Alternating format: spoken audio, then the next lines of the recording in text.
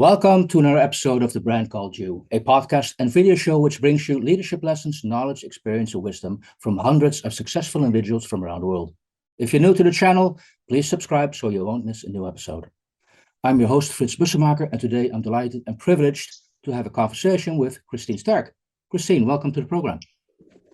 Thanks, Fritz. So nice to be here.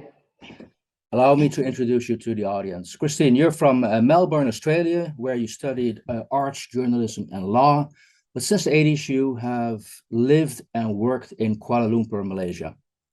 I think I'm more Malaysian than I am Australian. Okay, well, okay, good to know. We'll cover that later in our discussion. She's Asia's first. She organized Asia's first advertising distribution network, Asia Ontime, which had a 90% market penetration within 5 years. Later, that was sold to Astrim Asia, and currently she's self-employed and recently started to work as a global business director with Pulsifi. Christine, again, welcome to the program. I want to start with your remark. You now feel more Malaysian than Australian. I've been in Asia longer than I've been in Australia, so I think that clarifies. Now, would the people in Malaysia agree with you that you're more Malaysian than Australian? Yes, most of them will agree that I'm more Malaysian, excepting I'm told I cannot pronounce la correctly. Yeah. So that's my negative. Yeah. Okay, because I read an interview somewhere you said, I firmly believe that you need to understand and assimilate within the local culture.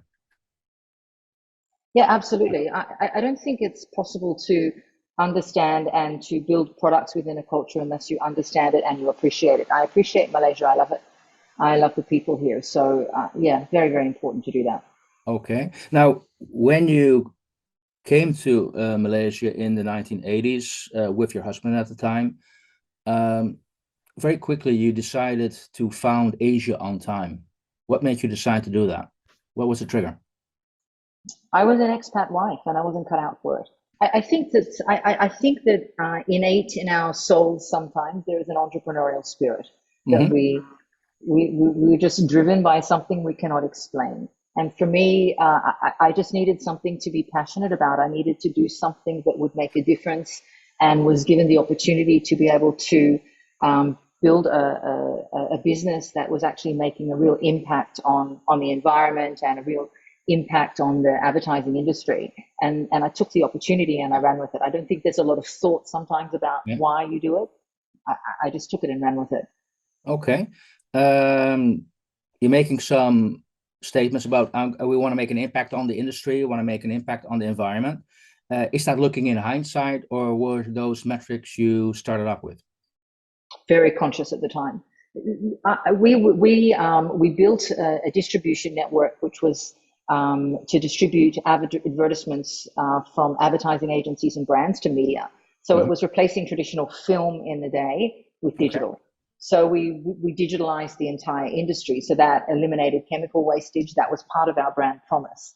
And it shortened the cycle to market. It increased the quality of the advertisements. It put a better and a greater control over the process as well. Everything I've done in my career, anything I touch, I want it to be impactful in some way, and I want it to make a difference. Otherwise, I don't see the point. It's not about the money. It's about what we can do to impact the world. Okay. Okay. Normally, we're going to ask these questions a little bit later in the interview, but would this also be an advice you would give somebody else starting off their career as an entrepreneur? Look for something meaningful to do. Look for your passion. Okay. Because when you find your passion, it's not hard work. It's not difficult to do, and you'll be good at it. When it's hard work and you struggle, it's not something that you believe in. It's not something you're passionate about. You may not be passionate about changing the world or reducing chemicals. Maybe that's not your passion. Maybe it's something else. But once you find it, it's hard to define why you're doing it, but you just know that you have to. Okay, now I can imagine when you start off a company, you become very hands-on. You touch literally everything you're doing, but at a certain point, your company grew quite large.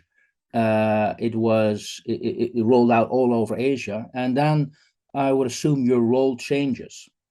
You Yes. become more a general manager. So what did that do for you?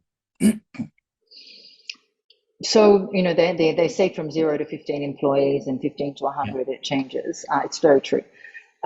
For me, starting the business, I was hands-on in every single Yeah. department. And as a woman in Asia, there was men in the industry that wouldn't even talk to a woman. So I had to know the technology and I had to know the industry better than any man that I preached to or worked with. Mhm. So the baseline was having to understand.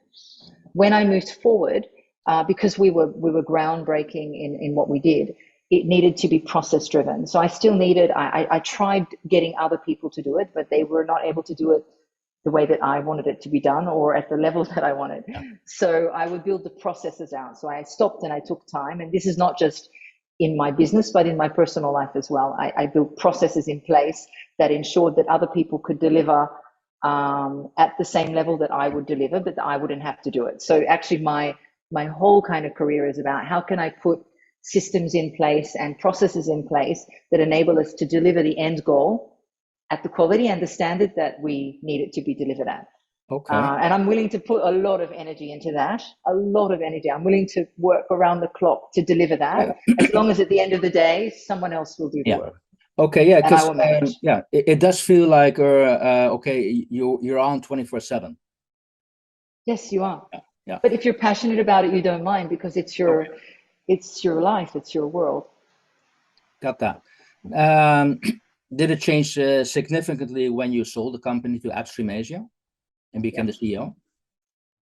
Yes.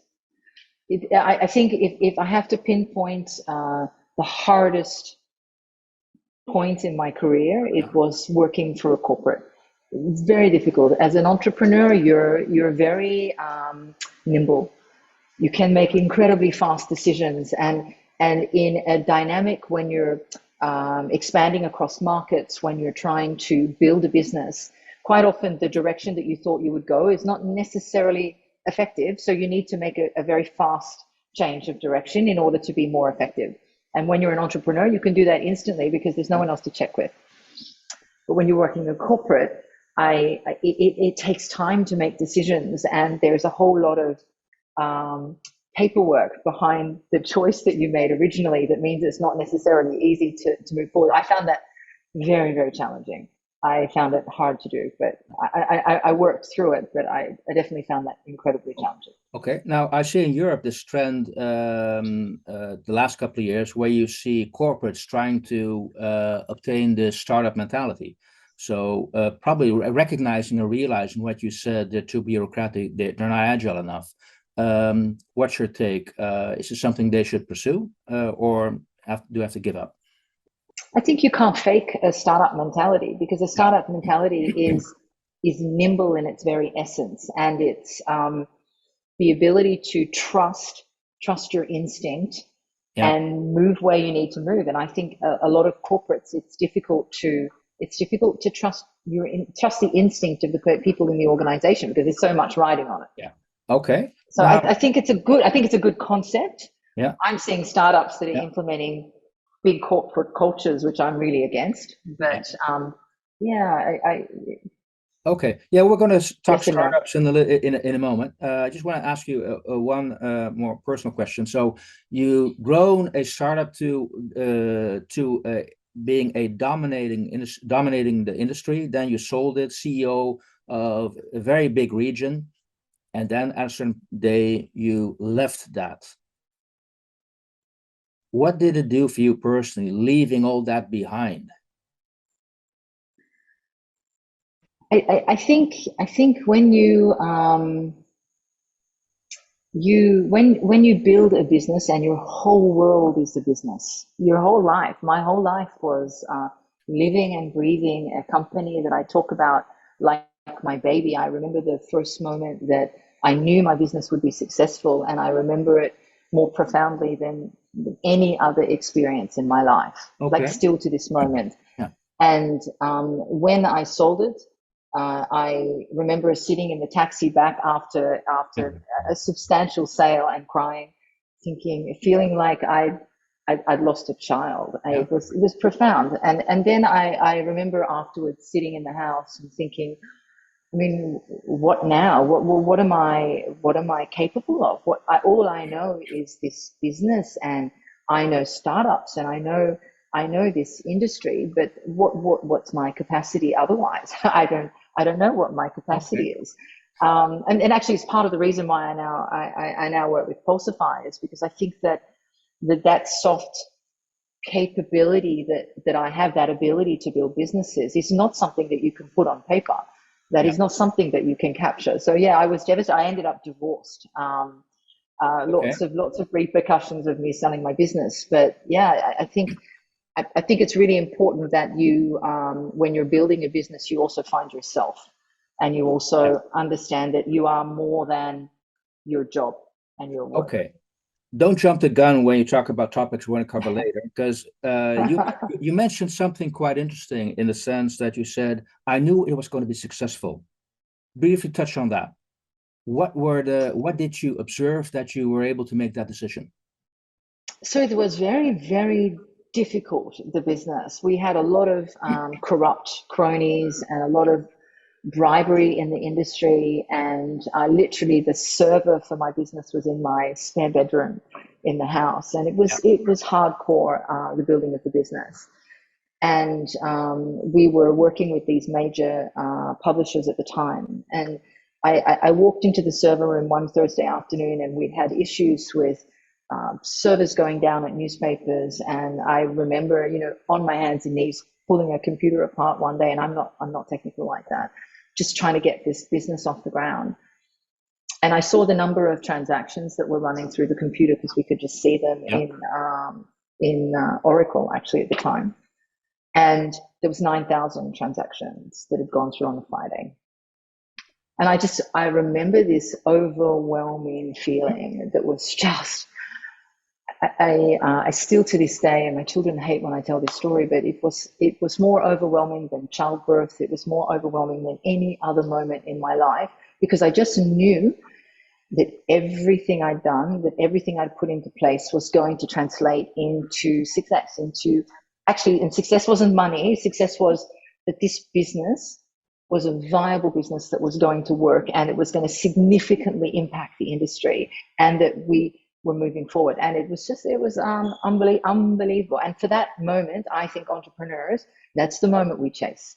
Yes. That's the one that drives us. And that moment that that all the ideas and the craziness and the social life that you gave up is meaningful, and it's going to turn into something. Yeah. So that was your eureka moment.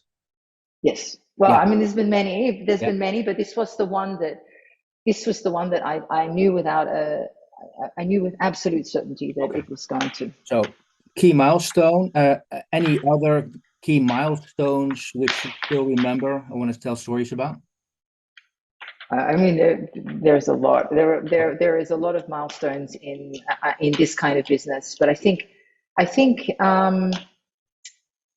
when I was very, very young, in my 20s, and building the business, and trying to and making these bold statements like 5 years from now there'll be no more film in front of the entire color separation industry. I think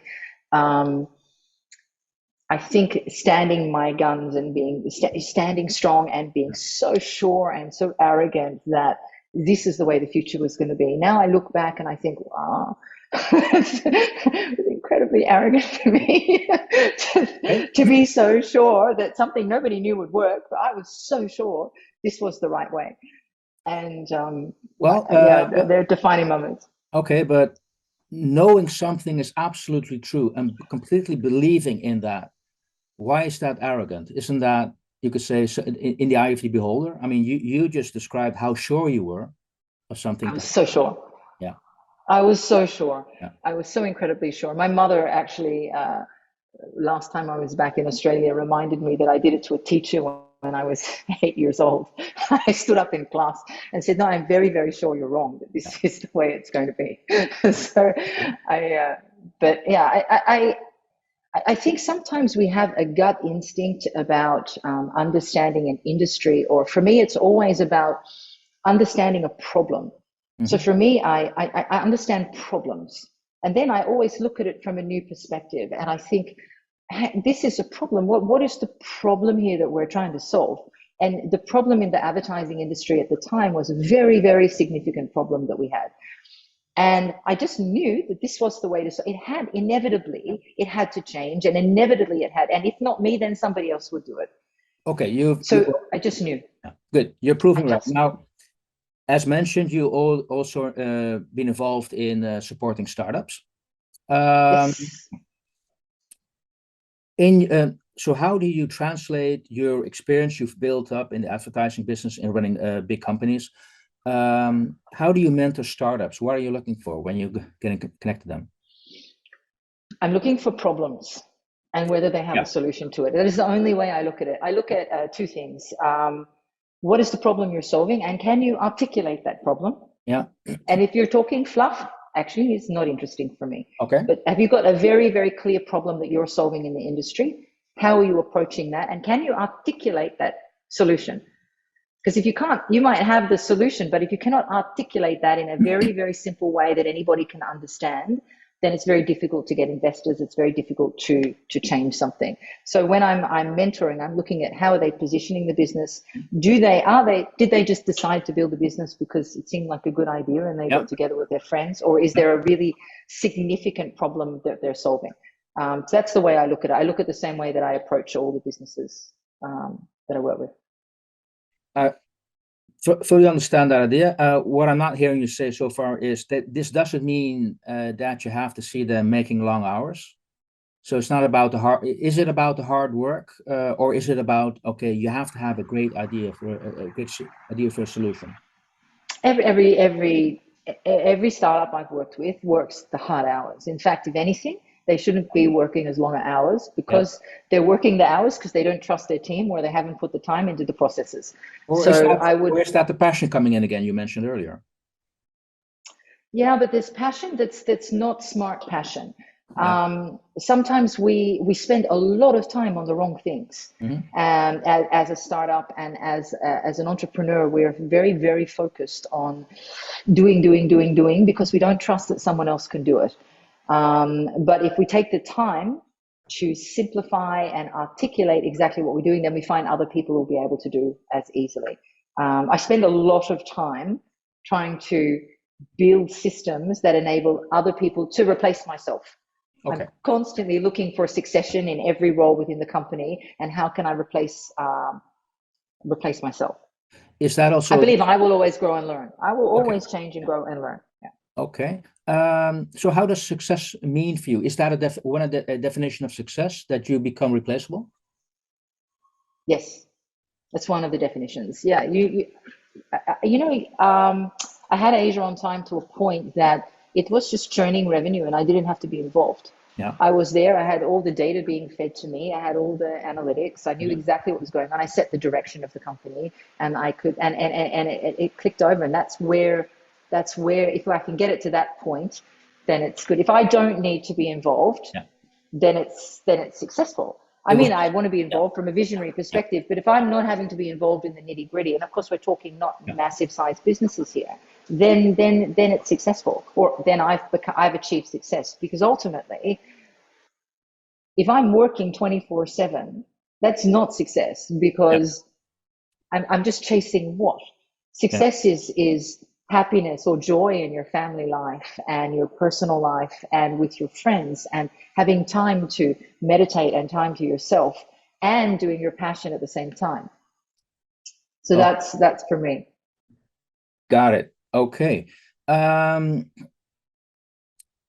in all those years you've been working so far, what were the biggest failures or successes? This is something where I've actually learned from. I had probably more failures than success. When I sold the business, I really struggled. To find purpose in my life as a human being, because my whole life was defined by what I did, not who I was. And so I think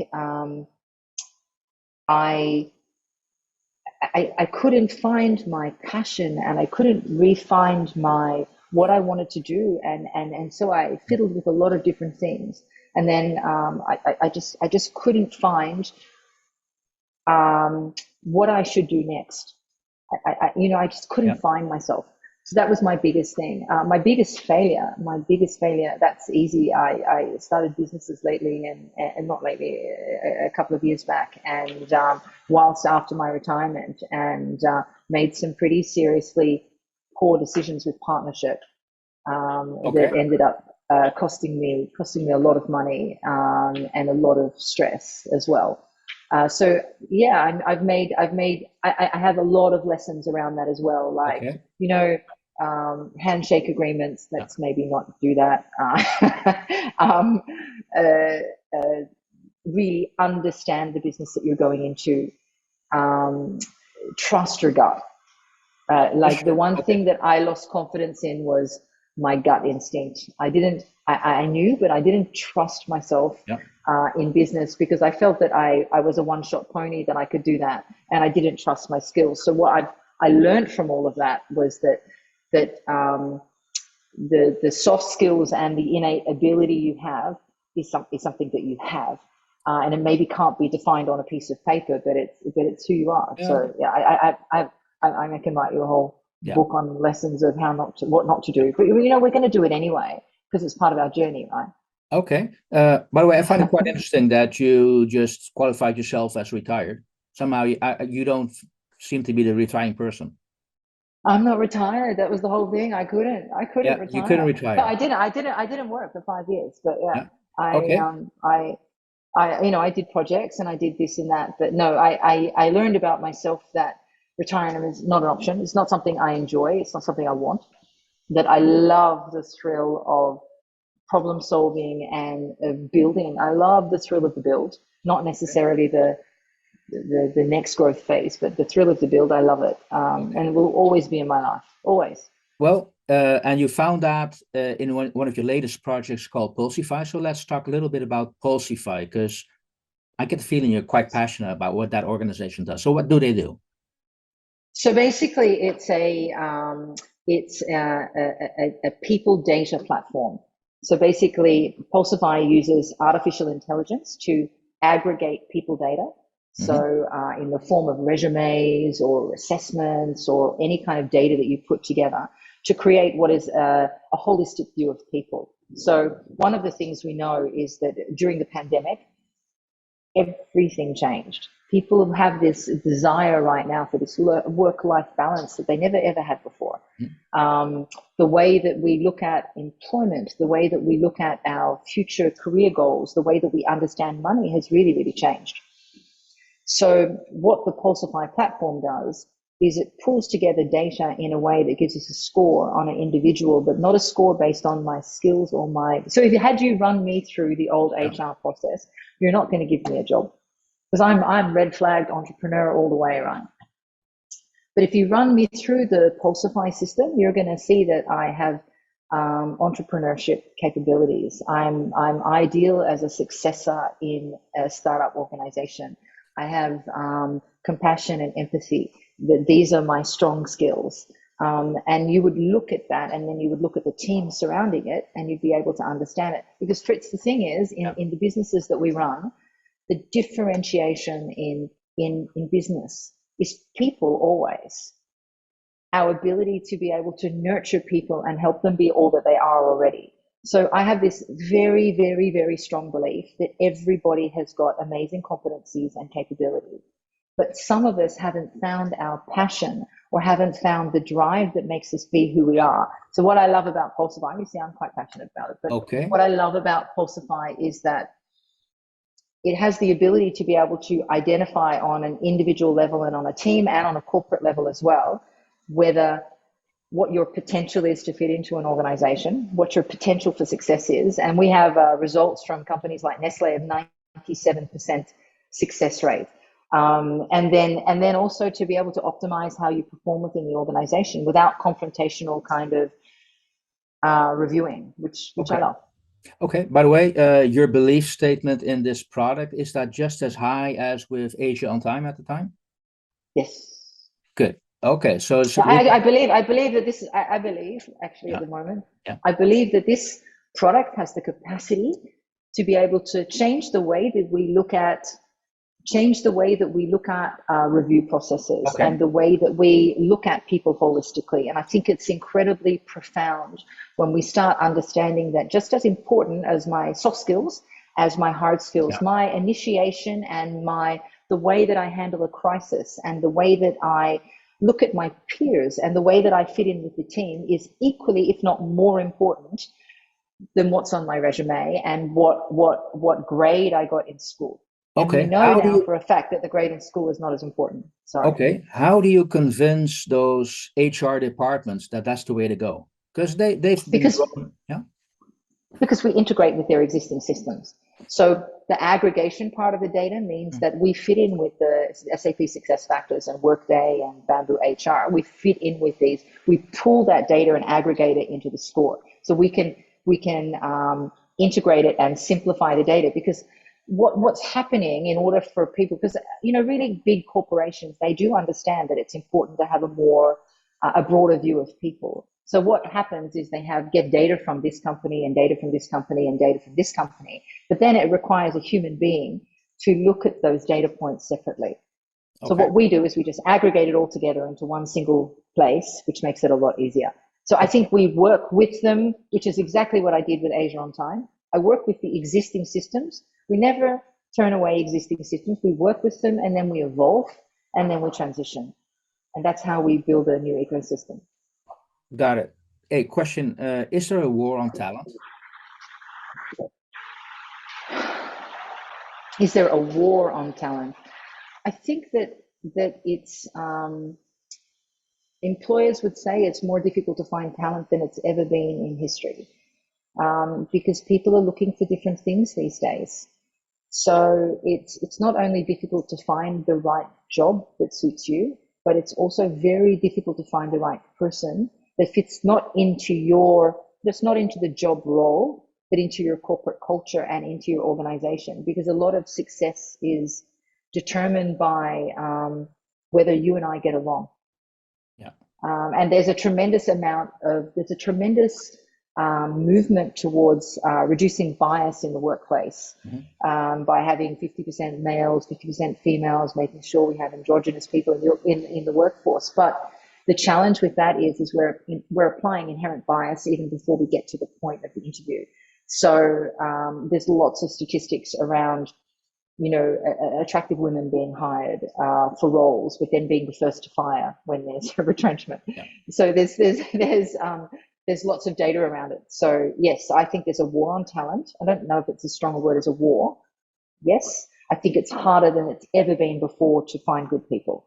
I was wondering if that war on talent has impact on, you could say, the Pulsifi business model, because if there's an abundance of talent, then these corporates can be quite picky and say, no, I only want those two people. And so does it have an influence on what you're trying to build here? Actually, it's more important than ever. Because if I have 70,000, we have a case in Indonesia of a company that had 70,000 applications for a few roles. Who's going to go through that data? How are you going to assess it? So what happens is you're applying inherent bias based mainly on a CV or some human criteria that you put in place, which means actually the problem for more talent is even more, and for less talent. So the ability to be able to condense that into what really matters and identify who has the most potential to succeed in that role within that particular cultural framework of that company is incredibly important. More so when there's a lot of people involved.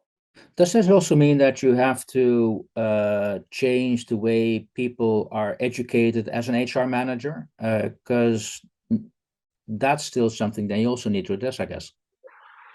I think that HR managers really understand that. Yeah. Okay. I mean, they're dealing with this every day. If they have, more than a few CVs on their plate, they're having to go through those, and it's incredibly tedious work, and there's a lot of responsibility on HR managers to make those decisions, because it's important decisions when you're hiring, whether it's someone not a senior in the organization or a C-suite, they're incredibly important decisions that you're making. And that's on their shoulder, right? To choose the right people and to select a few people to interview.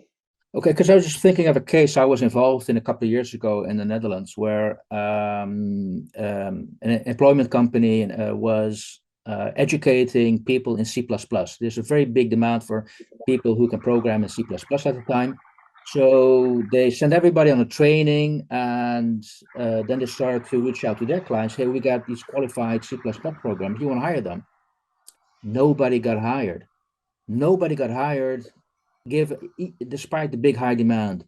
The only reason was these people were too old. They were well before above 40 or 50, and they did not meet the profile of what in their minds a typical C++ programmer should look like. So how do you cope with that situation then in this case? Artificial intelligence solves that. Yeah. Because it removes, because it's not just about whether you fit the role and whether you meet these criteria or these human filtered criteria, but it's also whether you have the right attitude to fit into the organization. And so maybe you're a bit older, but you feel to 80% probability the rest of the factors. And we will look at all of that very holistically, which means the older person that has all the other capabilities, soft skills and hard capabilities, will actually be the one that will be put to the top of the list. Okay, regardless of that, in this particular case, we have, if regardless of AI or not, we have 100% qualified people. Based on the requirement, you need to have C++ skills. They pass all the exams. But then any day, a human said, it doesn't match my image. So I'm going to just ignore everything out there which says I should hire this person. Well, that's part of a cultural framework in the organization. So if the cultural framework or the company is saying I only hire people under 35 because that's who we are as a business, then that's who they are as a business, and that's the decision that they've made to do that. Whether that's correct or not, there are measurements that we can do now that actually would let you know whether that's a good decision based on if we were to slip someone in that actually met other criteria that didn't meet that, and that person has a probability of higher success in the organization 12 months in to meet the KPI, which we can do and which we do already, then we would have then an argument to say, I understand. So it's no longer about your opinion or my opinion. It's really what we're doing is providing intelligence in order to support better human decisions. We're not replacing humans, that's what we're doing. Okay, so the proof in the pudding with Pulsifi is not that there's a match at the beginning of the hiring process, but there's a match still a year, 2 years down the road that these people. Yes, absolutely. That's the real metric. Yes, it's a success. How you success? We can identify what is the potential of someone to succeed within the culture of your organization and that role, and the probability is incredibly high of success rate. 97% is the metrics we're receiving. That sounds like a desirable number. Hey, Christine, one last question for you, if I may. Coming back to your role as a mentor, what's your advice to young people out there who want to start their own business? What are the things they should be looking for? Firstly, I'd say go for it. If it's something you want to do, go for it. Really go for it. Manage cash flow. Mm-hmm. Be prudent. Don't try to, be prudent in your decisions with regard to cash flow. Follow your passion. If your passion comes first, then you can back that up with knowledge. Never, ever stop learning. Never stop studying and learning and trying to know more. Try to modularize, standardize. Make sure you can articulate the problem, but that you're not a queen bee, that everything revolves only around you. Make sure that you're able to build a really effective team, so you work together as a team as opposed to all the knowledge sits with you. Because as long as the knowledge only sits with you as a startup, your business will fail, because you cannot expand, you cannot grow, and you'll have a limitation on what you can achieve. So look at the problem. Make sure you have a really valid solution. Test it with your friends. make sure that when you tell it, everybody gets what you're saying. And if they do, then you go for it. That would be my advice, is just don't, sometimes we believe that what we're doing is correct, and we don't want to test it with people that we know, but test it, tell the story, articulate it. If they get what you're doing in a very short spiel and it makes sense, it could be fine. And test it with your enemies as well, because maybe your friends just tell you nice things. Maybe that advice is just significant. Hey, Christine, I want to thank you so much for the time, your time having this conversation with you. Some very valuable lessons to share there. Wish you lots of success with Pulsifi. I hope it's going to be exactly the same success as Asia Ontime. And Hope so. if it has a 97% success rate, it's going to work. Thank you so much. Thanks, Chris. Appreciate your time. Thank you for listening to the Brand Called You videocast and podcast, a platform that brings you knowledge, experience, and wisdom of hundreds of successful individuals from around the world.